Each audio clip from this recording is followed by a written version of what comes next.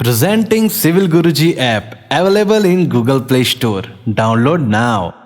Hello engineers, मैं engineer and corporate trainer Syed Mohammad Talha एक बार फिर से आप सभी का स्वागत करता हूं आपके अपने पसंदीदा यूट्यूब चैनल सिविल गुरुजी में, जहां पे हम लोग बात करते हैं सिविल इंजीनियर्स के बारे में। इंजीनियर्स, आज के इस वीडियो लेक्चर में हम लोग बात करने वाले हैं वॉल्यूम ऑफ ट्रेपेजॉइडल फुटिंग। अगर इंजीनियर्स आपको ट्रेपेजॉइडल फुटिंग में लगने वाले कंक्रीट की क्वांटिटी को कैलकुलेट करना सीखना है, सो इंजीनियर्स ये वीडियो आप लोग जरूर एंड तक देखिएगा, क्योंकि आज हम लोग यही कैलकुलेट करने वाले हैं इस वीडियो में। सो बने रहिएगा वीडियो के एंड तक। चलिए वीडियो को स्टार्ट करते हैं।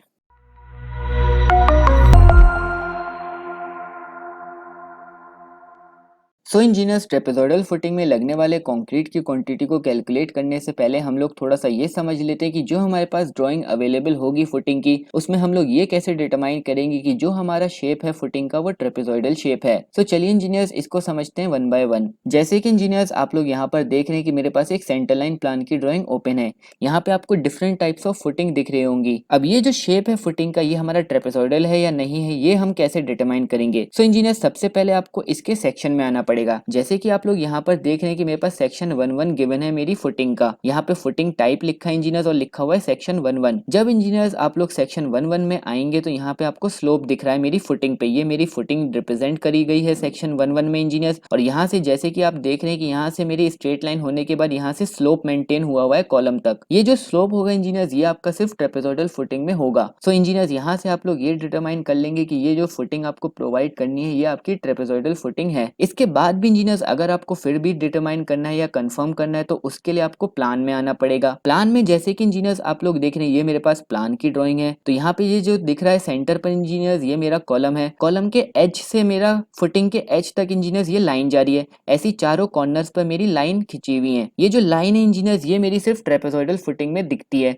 और ये मेरा रिप्रेजेंटेशन होता है प्लान में ट्रेपेजॉइडल फुटिंग का। इसके बाद भी इंजीनियर्स आपको लास्ट कंफर्मेशन अगर चाहिए तो उसके लिए आपको यहाँ पे ये जो टेबल गिवन होगी आपकी फुटिंग की, जहाँ पे फुटिंग की डायमेंशंस आपको गिवन होंगी, वहां पे इंजीनियर्स आपको यहाँ पे दो डेप्थ गिवन होंगी। जैसे कि आप लोग यहाँ पर देख रहे हैं D1 और D2। D1 क्या है इंजीनियर्स, मेरा डेप्थ ऑफ रेक्टेंगुलर पोर्शन है। जैसे कि आप लोग सेक्शन 1-1 में देख रहे हैं कि यहाँ पे लिखा हुआ है D1। ऐसे ही D2 क्या इंजीनियर्स, डेप्थ है मेरी स्लोप वाले पोर्शन की। इंजीनियर्स यहाँ पे आपको दो डेप्थ गिवन होंगी आपकी टेबल में फुटिंग की। तो इससे आप लोग ये डिटरमाइन कर लेंगे कि ये मेरी ट्रेपेजॉइडल फुटिंग है। इसके बाद बात करते हैं इंजीनियर्स की मेरा साइज क्या क्या है मेरी ट्रेपेजॉइडल फुटिंग का। तो यहाँ पे इंजीनियर्स जैसे कि आप लोग देख रहे हैं टेबल में दो टाइप की फुटिंग है हमारी, F1 और F2। इसका मतलब ये हुआ इंजीनियर्स की ये जो मेरी प्लान की ड्राइंग है, मेरी सेंटर लाइन ड्राइंग, इसमें जो इतनी टाइप्स की फुटिंग है मेरी, वो सिर्फ दो टाइप्स की फुटिंग है, F1 एंड F2। F1 का डायमेंशन की बात करें इंजीनियर्स तो कितना है मेरा 1600 क्रॉस 1600 mm। ए की लेंथ 1600 mm है और बी की लेंथ भी 1600 mm है। ये एक तरीके की मेरी स्क्वायर ट्रेपेजॉइडल फुटिंग है इंजीनियर्स। अब ये ए और बी कहाँ दिखेगा इंजीनियर्स आपको, इसके लिए आपको प्लान में आना पड़ेगा। प्लान में जैसे कि इंजीनियर्स आप लोग देख रहे हैं ऊपर लिखा हुआ है ए वाली लेंथ मेरी और ये लिखी है बी वाली लेंथ। ए और बी की लेंथ मुझे यहाँ पे टेबल में गिवन है F1 के लिए। Same as it is F2 के लिए ए और बी की लेंथ कितनी हो जाएगी इंजीनियर्स, 1400 mm क्रॉस 1400 mm। इसके बाद इंजीनियर्स D1 एंड D2 की बात करते हैं। D1 क्या इंजीनियर्स, मेरा डेप्थ ऑफ रेक्टेंगुलर पोर्शन, और D2 क्या इंजीनियर्स, मेरा डेप्थ ऑफ स्लोप पोर्शन। जो मेरा ट्रेपेजॉइडल पोर्शन में जो स्लोप वाला पोर्शन है इंजीनियर्स, उसकी डेप्थ D2 है। F1 फुटिंग के लिए D1 कितना है इंजीनियर्स, मेरा 250 mm और D2 है 100 mm। ऐसी F2 के लिए कितना है D1 200 mm और D2 100 mm। इस ड्राइंग से इंजीनियर्स मुझे चार ही डाटा चाहिए होंगे मुझे ट्रेपेजॉइडल फुटिंग की कंक्रीट की क्वांटिटी को कैलकुलेट करने के लिए। वो चार वैल्यूज क्या है engineers, A, B, D1 and D2। उसके बाद इंजीनियर्स यहाँ पे मैं कॉलम का भी साइज मुझे आगे जरूरत पड़ेगी, तो इसलिए यहाँ पे पहले ही मैं बता देता हूँ कि यहाँ पे जो कॉलम का साइज है इंजीनियर्स वो कितना है 250 mm cross 400 mm। 250 shorter span होगी इंजीनियर्स और 400 mm मेरी लॉन्गर वाली साइड होगी। तो यहाँ पे इंजीनियर्स आप लोग ये ध्यान रखिएगा कि ये जो लॉन्गर वाला पोर्शन आपको बड़ा दिख रहा है ये मेरा 400 mm होगा और ये जो शॉर्टर वाला दिख रहा है ये आपका 250 mm होगा। और ये जो कॉलम रिप्रेजेंटेशन इंजीनियर्स, ये जो मेरा सॉलिड ब्लॉक है यही मेरा कॉलम है। इसके जो आउटर पे आपको ये बॉक्स दिख रहा है एक्स्ट्रा बॉक्स, ये मेरी 100 mm की थिकनेस है इंजीनियर्स कॉलम के बाद जो मुझे प्रोवाइड करनी है शटरिंग के लिए। तो इंजीनियर्स ये चारों तरफ से 100 mm मुझे एक्स्ट्रा कंसिडर करना पड़ेगा जब मुझे फुटिंग का कंक्रीट कैलकुलेट करना है। तो ये बात भी आप लोग आगे ध्यान रखिएगा। सो इंजीनियर्स, आई होप आपको ड्राइंग समझ में आ गई होगी। आपको ये भी समझ में आ चुका होगा कि हमें कैसे डिटरमाइन करना है कि हमारी ट्रेपेजोइडल फुटिंग है हमारी ड्राइंग में या नहीं। अब आगे बढ़ते हैं इंजीनियर्स और अब फाइनली देखते हैं कि हमें ट्रेपेजोइडल फुटिंग में लगने वाले कंक्रीट की क्वांटिटी को कैसे कैलकुलेट करते हैं। सो इंजीनियर्स, जैसे कि आप लोग यहाँ पर देख रहे हैं कि वो प्लान वाली ड्राइंग को मैं यहाँ पे ले आया हूँ आपके लिए। सो जैसे कि इंजीनियर्स यहाँ पे अभी हम लोग F1 फुटिंग की बात कर रहे हैं, तो जैसे कि इंजीनियर्स आपको पता है F1 फुटिंग की जो डायमेंशन थी मेरी वो 1600 mm क्रॉस 1600 mm थी। मीटर में कहें तो 1.6 मीटर क्रॉस 1.6 मीटर। यहाँ पे ये जो मेरा कॉलम रिप्रेजेंटेशन था इंजीनियर्स, ये कितना था 400 क्रॉस 250 mm। 400 मेरी लॉन्गर स्पैन थी और 250 mm मेरी शॉर्टर वाली साइड थी इंजीनियर्स। लेकिन मैंने कहा था कि हम चारों तरफ से 100 mm एक्स्ट्रा लेंगे, तो उसी वजह से इंजीनियर्स जो मेरी लॉन्गर 400 वाली साइड थी उससे लेफ्ट साइड में 100 mm एक्स्ट्रा और राइट साइड से 100 mm एक्स्ट्रा, इसलिए 200 mm बढ़ गया 400 में इंजीनियर्स, तो इसलिए वो लेंथ हो गई मेरी 600 mm। इसी वजह से इंजीनियर्स जो मेरी 250 वाली साइड थी वो भी मेरी 200 mm उसमें भी ऐड हो जाएगा, तो इसलिए मेरी 250 हो गई इंजीनियर्स 450 mm। उसी को इंजीनियर्स मैंने 0.6 और 0.45 लिखा है, आप कंफ्यूज मत होइएगा, क्योंकि मुझे वो जो 100 mm लेना होता है इंजीनियर्स वो मुझे एक शटरिंग के लिए बेस प्रोवाइड करना पड़ता है कॉलम के लिए, इसलिए इंजीनियर्स हम लोग चारों तरफ से 100 mm एक्स्ट्रा कंसीडर करते हुए चलते हैं। सो इसीलिए इंजीनियर्स हमने 100 mm एक्स्ट्रा लिया है चारों साइड से। उसके बाद ये सेक्शन इंजीनियर्स, यहाँ पे मुझे दो डेप्थ की जरूरत पड़ेगी, जैसे मैंने आपको पहले बता चुका हूँ कि D1 एंड D2 की वॉल्यूम को कैलकुलेट करने के लिए। अब चलते हैं इंजीनियर्स और देखते हैं कि हम लोग अपनी वॉल्यूम ऑफ ट्रेपेजोइडल फुटिंग कैसे कैलकुलेट करते हैं। वॉल्यूम ऑफ ट्रेपेजोइडल फुटिंग को कैलकुलेट करने के लिए इंजीनियर्स मुझे क्या करना पड़ेगा, simply cuboid plus truncated pyramid. इसका मतलब ये हो इंजीनियर्स, मुझे दो वॉल्यूम को ऐड करना पड़ेगा और मेरे पास वॉल्यूम आ जाएगा मेरी ट्रेपेजोइडल फुटिंग का। पहला वॉल्यूम क्या है इंजीनियर्स, मेरा क्यूबॉइड का वॉल्यूम, मतलब कि ये जो मेरा रेक्टेंगुलर पोर्शन है, जैसे कि मेरी ट्रेपेजोइडल फुटिंग होती है इंजीनियर्स, इसको हम दो पार्ट में डिवाइड कर देते हैं। जो मेरा बॉटम पोर्शन होता है, जहां से मेरा स्लोप स्टार्ट होता है, जहां से स्लोप स्टार्ट होगा जस्ट उसके नीचे वाला जो पोर्शन होता है इंजीनियर्स, वो मेरा रेक्टेंगुलर शेप का होता है, तो इसीलिए उसको हम लोग क्यूबॉइड कह रहे हैं और उसी का वॉल्यूम हम लोग कैलकुलेट करेंगे, वॉल्यूम ऑफ क्यूबॉइड। प्लस जो उसका वॉल्यूम ऐड करना है, मुझे क्या ऐड करना है, ट्रंकेटेड पिरामिड। ट्रंकेटेड पिरामिड मेरा इंजीनियर्स वो जो स्लोप वाला पोर्शन होता है उसी को हम लोग ट्रंकेटेड पिरामिड कहते हैं।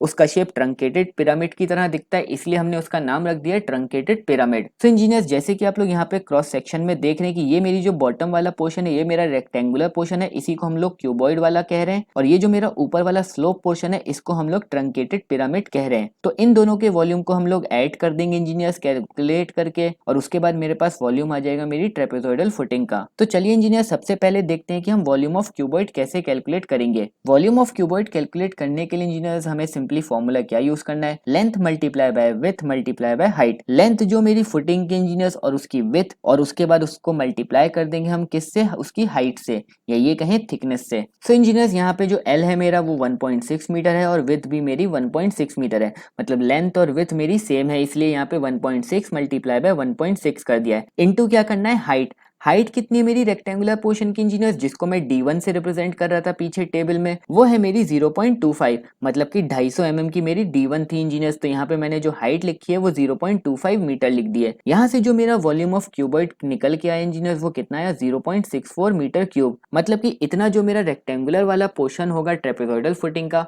उसमें जो कंक्रीट लगेगा इंजीनियर्स वो कितना लगेगा, 0.64 मीटर क्यूब। अब बात करते हैं इंजीनियर्स हम लोग ट्रंकेटेड पिरामिड की, कि इसका फॉर्मूला क्या होता है। मेन फॉर्मूला इंजीनियर्स इसी का है, इसी को समझना है हमें, और हमारी ट्रेपेजोइडल फुटिंग की कंक्रीट की क्वांटिटी आसानी से निकल आएगी अगर हम लोग ये फॉर्मूला समझ गए। फॉर्मूला क्या है इंजीनियर्स हमारा ट्रंकेटेड पिरामिड का, जो मेरा ये ट्रेपेजोइडल वाला पोर्शन इंजीनियर्स, इसके लिए फॉर्मूला हमें क्या यूज करना है, लिखा हुआ है 1/3 bracket open A1 plus A2 plus under root of A1 multiply by A2 bracket close और होल मल्टीप्लाई बाय हाइट। चलिए देखते हैं इंजीनियर्स कि ये हमारा A1 A2 एंड H क्या क्या है।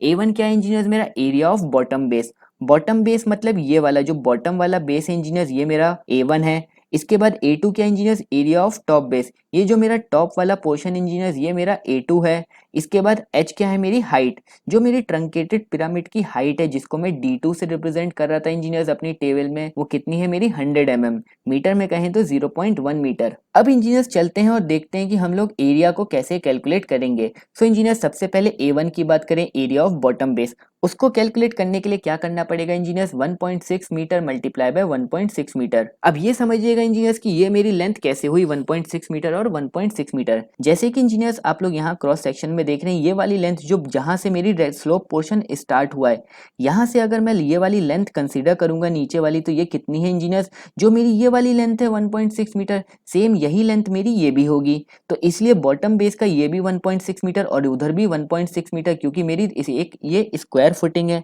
तो इसलिए इंजीनियर्स A1 कितना हो गया 1.6 मल्टीप्लाई बाय 1.6, तो A1 कितना आया मेरे पास 2.56 मीटर स्क्वायर। इसके बाद इंजीनियर्स A2 का पोर्शन मुझे कैलकुलेट करना है, एरिया ऑफ टॉप बेस।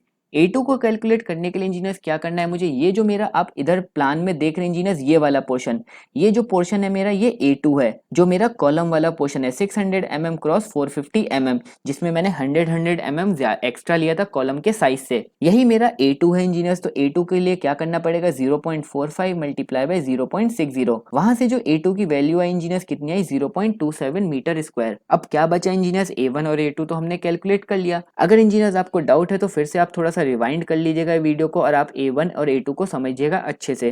सिर्फ A1 और A2 ही समझना है आपको कि ये दोनों एरिया मेरे कौन कौन से हैं। A1 इंजीनियर्स में फिर से आपको बता देता हूँ, A1 क्या है मेरा, ये जो प्लान में देख रहे हैं इंजीनियर्स, ये जो बड़ा वाला बॉक्स है जो मेरा स्क्वायर है इंजीनियर्स, यही मेरा A1 है, जिसको मैं एरिया ऑफ बॉटम बेस कह रहा हूँ। यहीं से मेरा ट्रेपेजॉइडल वाला पोर्शन स्टार्ट होगा इंजीनियर सबसे पहले, तो इसीलिए मेरा बॉटम बेस होगा इंजीनियर्स ट्रेपेजॉइडल पोर्शन के लिए। और टॉप पोर्शन जो होगा मेरे ट्रेपेजॉइडल पोर्शन के लिए इंजीनियर्स, वो कौन सा होगा, ये 600 mm क्रॉस 450 mm वाला। तो इसलिए engineers area of top base में मैंने 0.45 मल्टीप्लाई बाय 0.60 लिया है एरिया को कैलकुलेट करने के लिए, और बॉटम बेस के लिए 1.6 क्रॉस 1.6 मीटर लिया है। इसके बाद एच की बात करें इंजीनियर्स, तो एच क्या है मेरा, हाइट, जो मेरी ट्रेपेजॉइडल पोर्शन की थी। ट्रेपेजॉइडल पोर्शन की हाइट को मैं रिप्रेजेंट कर रहा था इंजीनियर्स अपनी ड्राइंग में D2 से, और वो D2 मेरा F1 के लिए कितना गिवन था 100 mm, तो इसलिए वहां पे मीटर में कन्वर्ट करेंगे तो 0.1 मीटर।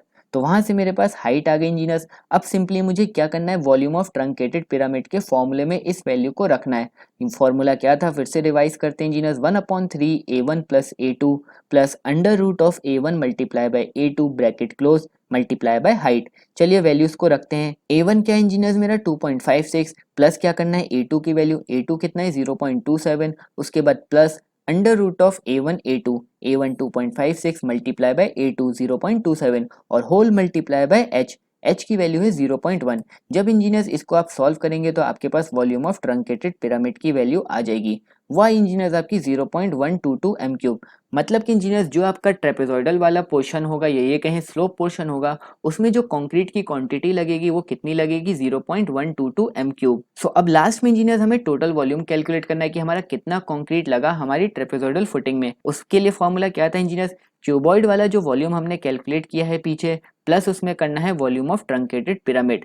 तो क्यूबॉइड का वॉल्यूम था इंजीनियर्स हमारा 0.64 m3, प्लस करना है ट्रंकेटेड पिरामिड का वॉल्यूम, वो अब ये कैलकुलेट हो गया है इंजीनियर्स 0.122 m3।